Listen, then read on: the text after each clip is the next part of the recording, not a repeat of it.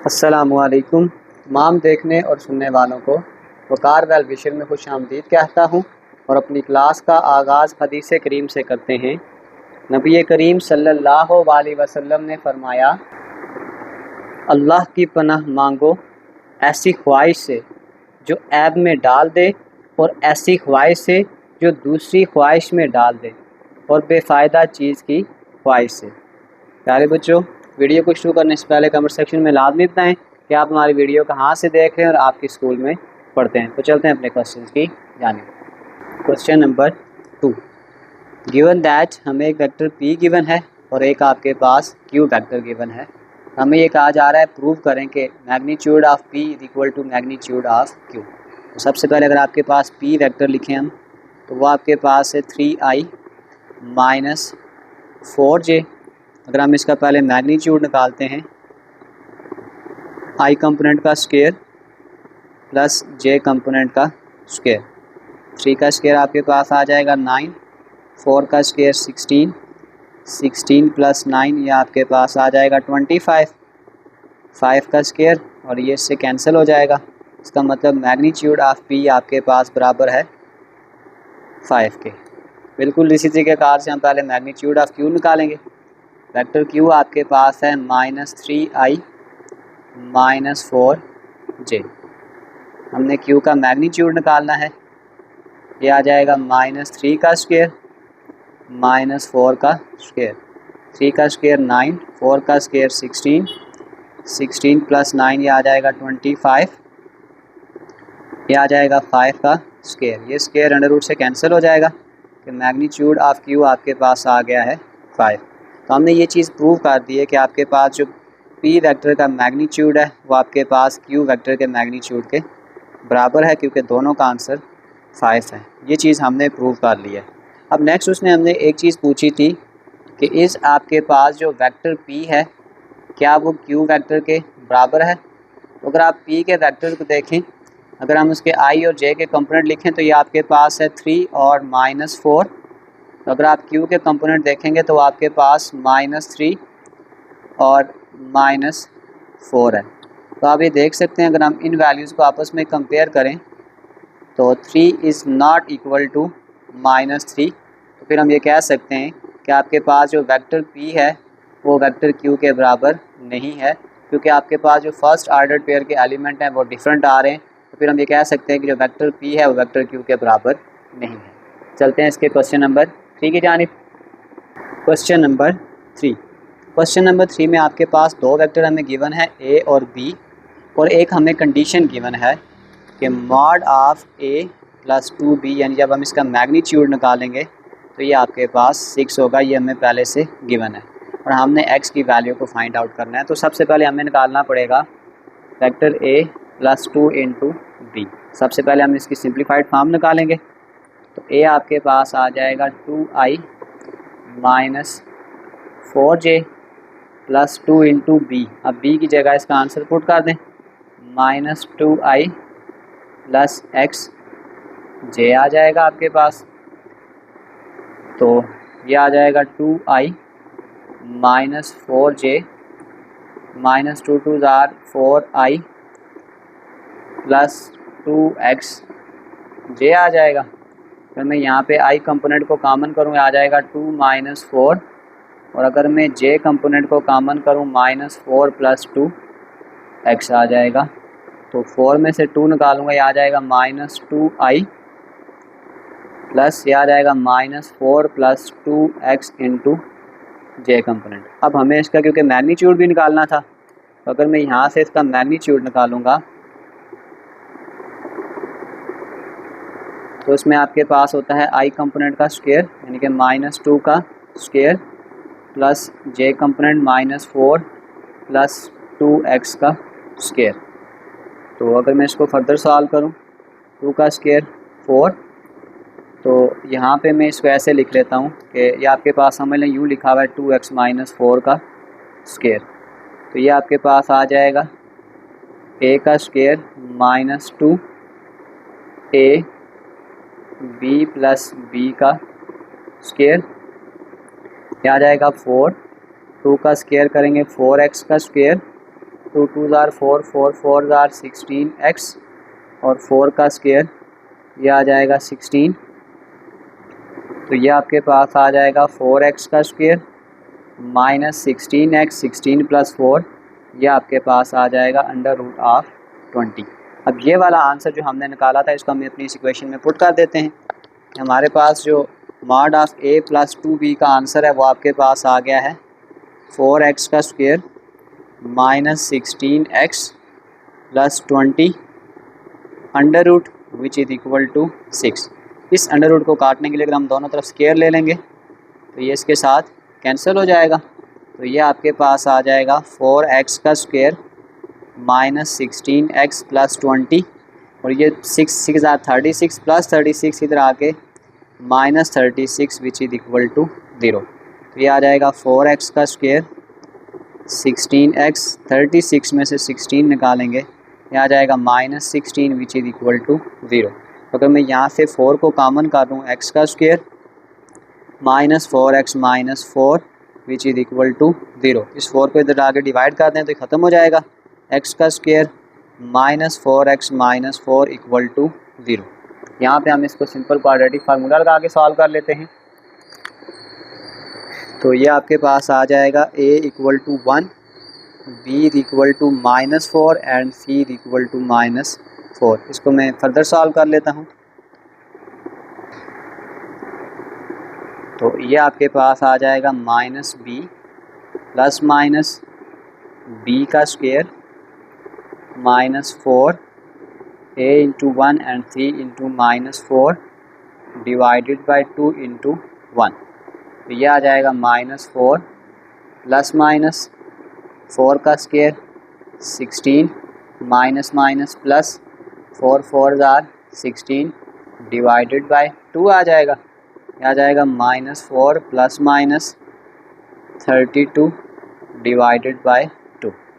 ये आ जाएगा -4 प्लस माइनस इस 32 को मैं लिख सकता हूँ 16 मल्टीप्लाई 2 डिवाइडेड बाई 2 और इस 16 को अगर मैं अंडर रूट से बाहर निकालूंगा तो ये 4 आ जाएगा। -4 plus minus 4 under root 2 divided by 2। अगर मैं यहाँ से 4 को कॉमन कर लूँ तो ये आ जाएगा -1 plus minus under root 2 divided by 2 आ जाएगा। तो ये यहाँ पे आपके पास इससे कैंसिल हो जाएगा। तो ये आ जाएगा 2, इसको मैं फर्दर मल्टीप्लाई करूँगा ये आ जाएगा 2 plus minus 2 under root of 2। तो ये हमारे पास इस क्वेश्चन में x का फाइनल आंसर है जो वैल्यू हमने x की फाइंड आउट करनी थी। चलते हैं क्वेश्चन नंबर 4 की जानिब। क्वेश्चन नंबर 4 के इन ट्रायंगल OAB OA यानी कि यहाँ से लेकर यहाँ तक ये आपके पास बराबर है वेक्टर A के पोजीशन वेक्टर A और OB आपके पास है पोजीशन वेक्टर B। और उसने हमें कहा है कि M is the mid point of OA। ये जो M है आपके पास ये OA का मिड पॉइंट है। तो हमने इस क्वेश्चन को लिखना है इन terms of A and B। तो सबसे पहला पार्ट अगर आप देखें तो आपके पास आ गया है OM। अगर मैं यहाँ पे ये लाइन ड्रा करूँ ये आपके पास ये O है ये A है और ये दरमियान में M है। क्योंकि हमने कहा था कि जो M है ये मिड पॉइंट है इसका मतलब है कि मैं लिख सकता हूँ कि मेरे पास जो OM है ये बराबर है 1/2 OA के। क्योंकि OA का जो हाफ होगा वो आपके पास OM आ जाएगा। यहाँ पे आ जाएगा 1/2 और O से A तक आपके पास जो वेक्टर A के बराबर था तो फिर मैं कह सकता हूँ कि मेरे पास जो OM है ये आपके पास A/2 के बराबर है। ये इसका आंसर है पार्ट नंबर 2। अब पार्ट नंबर 2 में जो हमने फाइंड करना है वो आपके पास आ जाएगा AM। अब आप देखें अगर हम यहाँ से O से A की तरफ जा रहे थे तो ये डायरेक्शन थी। अगर मैं यहाँ से वापस इस तरफ आऊँगा और M आपके पास पहले ही मिड पॉइंट है इसका मतलब मुझे सिर्फ डायरेक्शन चेंज करनी पड़ेगी। तो फिर मैं कह सकता हूँ कि मेरे पास जो AM है यानी A से M है एक जब मैं इसकी डायरेक्शन चेंज करूँगा तो नेगेटिव साइन लगाऊंगा और ये आ जाएगा 1/2 OA के बराबर है। यानी इस तरफ डायरेक्शन चेंज करने की वजह से मैंने इसके साथ क्या कर लिया माइनस का साइन लगा लिया। तो ये आपके पास आ जाएगा -1/2। ओ ए आपके पास क्योंकि ए के बराबर है तो फिर मैं कह सकता हूँ कि मेरे पास जो ए एम है वो बराबर है -a/2 इसके बराबर है। Third part number 3। अब पार्ट नंबर 3 में हमने फाइंड करना है वी एम। तो अगर मैं इसी डायग्राम को बनाता हूँ, ये आपके पास बी है और ये आपके पास एम है, तो इसका मतलब फिर मुझे यहाँ से यहाँ पे आना पड़ेगा, यानी पहले बी से ओ की तरफ आना पड़ेगा और फिर ओ से एम की तरफ जाना पड़ेगा। तो फिर मैं लिख सकता हूँ कि मेरे पास जो बी एम है वो बराबर है बी से ओ, यानी कि B O plus O M. अब आप देख सकते हैं कि हमने कहा था कि जब हम ओ से बी की तरफ गए थे, यानी जब हम इस तरफ जा रहे थे, तो आपके पास जो आंसर था बी था। तो अगर मैं यहाँ से पलट के डायरेक्शन चेंज करूँगा तो ये -b बन जाएगा। इसका मतलब बी ओ का आंसर तो आपके पास आ जाएगा -b, और ओ एम का आंसर हम पहले निकाल चुके हैं, वो आपके पास है a/2। तो इसका मतलब है जो बी एम का फाइनल आंसर आ जाएगा वो आ जाएगा -b + a/2। या अगर हम एलसीएम ले लें तो ये आ जाएगा -2b + a। तो ये दोनों आंसर है, जिस मर्जी आंसर को आप फॉलो कर लें। लास्ट पार्ट की तरफ चलते हैं, पार्ट नंबर 4। वो हमने फाइंड करना है ओ बी + बी ए। अगर हम डायग्राम देखें तो आपके पास ओ बी तो हमें पहले ही गिवन था कि आपके पास वो वेक्टर बी के बराबर है, लेकिन अब अगर हमने देखें बी से ए की तरफ जाना है, इसका मतलब है पहले मुझे बी से ओ की तरफ जाना पड़ेगा, यानी बी से ओ की तरफ और फिर ओ से ए की तरफ। तो इसका मतलब है इस बी ए की जगह मैं लिख सकता हूँ बी ओ प्लस ओ ए आ जाएगा, ओ ए आ जाएगा, ये आ जाएगा बी। अब देखें जब इधर से इस तरफ गए थे हमारे पास, तो अब हम क्योंकि डायरेक्शन चेंज कर रहे हैं, अगर हम यहाँ से ऊपर की तरफ जाएंगे तो ये आपके पास बी था, तो जब मैं डायरेक्शन चेंज करूँगा तो ये मेरे पास आ जाएगा -b, और ओ से ए क्योंकि सीधी डायरेक्शन में जा रहे हैं तो ये आपके पास ए आ जाएगा। तो ब्रैकेट से हटा दें, ये आ जाएगा b ± b + ए आ जाएगा, तो ये कैंसिल हो जाएगा। तो फिर हम कह सकते हैं कि O B + B A which is equal to vector A, ये हमारे पास इसका फाइनल आंसर है। चलते हैं पार्ट नंबर 5 की जानिब। Question number 5। 2 tractors are pulling a truck stuck in a mud. आपके पास 2 ट्रैक्टर एक ट्रक को खींच रहे हैं जो किसी मड में फंस चुका है। First tractor is pulling with a force, यानी कि अगर मैं इसको F1 से रिप्रेजेंट करता हूँ, वो 250 न्यूटन फोर्स लगा रहा है और एंगल कितना बना रहा है θ1, वो आपके पास आ जाएगा 50 डिग्री विद द हॉरिजेंटल, यानी हॉरिजेंटल से ये मुराद है कि ये एक्स एक्सिस के ऊपर फोर्स लगा रहे हैं। While second tractor pulling with a force, और आपके पास जो सेकंड ट्रैक्टर है उसको मैं F2 का नाम दे देता हूँ उसकी फोर्स को, और वो आपके पास फोर्स लगा रहा है 300 न्यूटन, और वो जो एंगल बना रहा है आपके पास θ2, वो आपके पास आ रहा है 40 डिग्री। हमने क्या करना है, इसका मैग्नीट्यूड यानी कि फोर्स फाइंड करनी है और इसकी डायरेक्शन यानी कि थीटा फाइंड आउट करना है। अगर मैं इसको थोड़ा सा डायग्राम की रिप्रेजेंट करने की कोशिश करूं तो आप यूँ समझ लें कि आपके पास जो एंगल बना रहा था वो 50 डिग्री है, यानी जो एंगल है वो आपके पास 50 डिग्री है, और जो फोर्स बन रही थी वो आपके पास 250 न्यूटन है। ये आपके पास फर्स्ट वेक्टर है। अगर यहीं से मैं सेकंड वेक्टर ड्रा करूँगा तो सेकंड वेक्टर आपके पास जो फोर्स लगा रहा था, यानी ये आपके पास फर्स्ट वेक्टर आ गया। अगर हम देखें तो सेकंड वेक्टर आप यूँ समझ लें कि जो एंगल बना रहा है अगर आपके पास वो 40 डिग्री बना रहा है, तो अगर मैं यहाँ से इस तरीके से ड्रा करूँ तो 40 यहाँ से थोड़ा सा फिर कम हो जाएगा।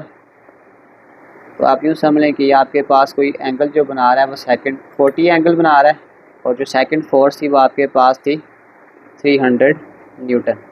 हमने जो चीज़ फाइंड करनी है वो हमने ये फाइंड करनी है with the help of by head to tail rule. हमने ये रिजल्टेंट फोर्स फाइंड करनी है और ये थीटा फाइंड करना है। तो ये आपके पास एक रफ सी इसकी डायग्राम है। तो अब हमने क्या करना है, सिंपल इसको ट्रैक्टर 1 और ट्रैक्टर 2 के लिए इक्वेशन बना लेते हैं इसकी। तो हम लिखेंगे फॉर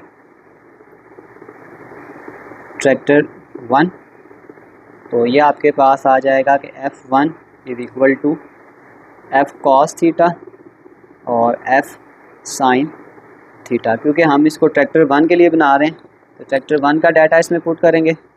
फोर्स कितनी लगा रहा था 250 और कॉस आपके पास आ जाएगा कॉस 50 और इसी तरीके से आ जाएगा 250 इंटू साइन आपके पास आ जाएगा 50। इसको डायरेक्ट कैलकुलेटर पे सॉल्व कर लें तो ये आपके पास आ जाएगा 250 कॉस ऑफ 50, ये आ जाएगा 160.6 है तो इसको मैं 161 कर लेता हूँ, ये आ जाएगा 161 और इसी तरीके से अगर मैं यहाँ से कर लूँ 250 इंटू साइन 50 तो ये आपके पास आ जाएगा 191.5। तो अगर मैं इस F1 को in the term of I and J लिखूँ तो आ जाएगा 161I प्लस 191.5 जे। ये हमने ट्रैक्टर 1 के लिए इक्वेशन बनाई है। बिल्कुल सेम प्रोसेस हम ट्रैक्टर 2 के लिए भी अप्लाई करेंगे कि फॉर ट्रैक्टर 2, उसमें ट्रैक्टर 2 का डाटा पुट कर देंगे, ये आ जाएगा F2 is equal to F cos theta और एफ साइन थीटा। तो यह आपके पास आ जाएगा फोर्स 300 है, कॉस आपके पास आ जाएगा 40, 300 इंटू साइन ऑफ 40। इसको डायरेक्ट कैलकुलेटर पे अप्लाई कर लें। 300 इंटू कॉस ऑफ 40 229.8 है, इसको मैं राउंड ऑफ करके 230 कर देता हूँ और फिर ये आपके पास आ जाएगा 300 इंटू साइन ऑफ 40 192.8 है, इसको मैं 193 कर देता हूँ। और अगर मैं इसी F2 को भी in terms of I and J लिखूँ तो ये आ जाएगा 230I प्लस 193 जे आ जाएगा। अब हमने क्योंकि रिजल्टेंट फोर्स फाइंड करनी थी तो वो आपके पास आ जाएगा F is equal to F1 plus F2, दोनों को आपस में ऐड करें 161I plus 191.5 J plus 230I plus 193 J. I component को आई के साथ ऐड करें और जे को जे के साथ ऐड कर लें तो ये आपके पास आ जाएगा 161 प्लस 230, ये आपके पास आ जाएगा 391 आई कंपोनेंट और फिर आपके पास आ जाएगा 191.5 प्लस 193, ये आपके पास आ जाएगा 384.5 जे कंपोनेंट। अब हमने क्योंकि इसका मैग्नीट्यूड भी फाइंड आउट करना है तो अब हमने इसका मैग्नीट्यूड का जनरल फार्मूला लगा देंगे। जगह मेरे पास कम है, मैं डायरेक्ट वैल्यू पुट करने लगा हूँ कि आई कंपोनेंट का स्क्वायर प्लस जे कंपोनेंट का स्क्वायर 384.5 का स्क्वायर। इसको मैं डायरेक्ट सॉल्व करूँगा, मेरे पास जगह कम है कि यह आ जाएगा 391 का स्क्वायर प्लस 384.5 का स्क्वायर था तो ये आपके पास आ जाएगा 300,721.25। इस पे हम अंडर रूट अप्लाई कर देंगे तो ये आपके पास आ जाएगा 548.38। तो ये आ जाएगा 548.384 है तो ये आपके पास आ जाएगा न्यूटन। हमने ये फोर्स फाइंड आउट कर ली, रिजल्टेंट फोर्स। अब इसके साथ साथ हम इसकी डायरेक्शन भी फाइंड आउट करेंगे। तो हम जो डायरेक्शन फाइंड करते हैं फॉर डायरेक्शन, उसका जनरल फार्मूला होता है theta is equal to tan inverse y divided by x। तो यहाँ y से मुराद होता है j कंपोनेंट, तो वो आपके पास आ जाएगा 384.5 डिवाइडेड बाय 391। तो इसको सॉल्व कर लेते हैं डायरेक्टली। आ जाएगा शिफ्ट दबा के थीटा यानी कि tan इनवर्स 384.5 डिवाइडेड बाय 391। तो ये आपके पास जो आ जाएगा थीटा इज इक्वल टू आ जाएगा 44.51 डिग्री।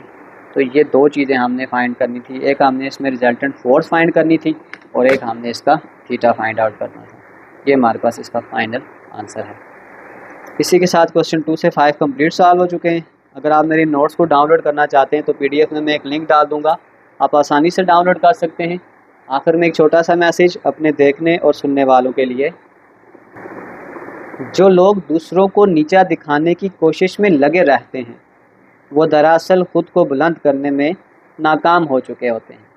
प्यारे बच्चों, मिलते हैं अगली वीडियो में, तब तक के लिए अल्लाह हाफिज़।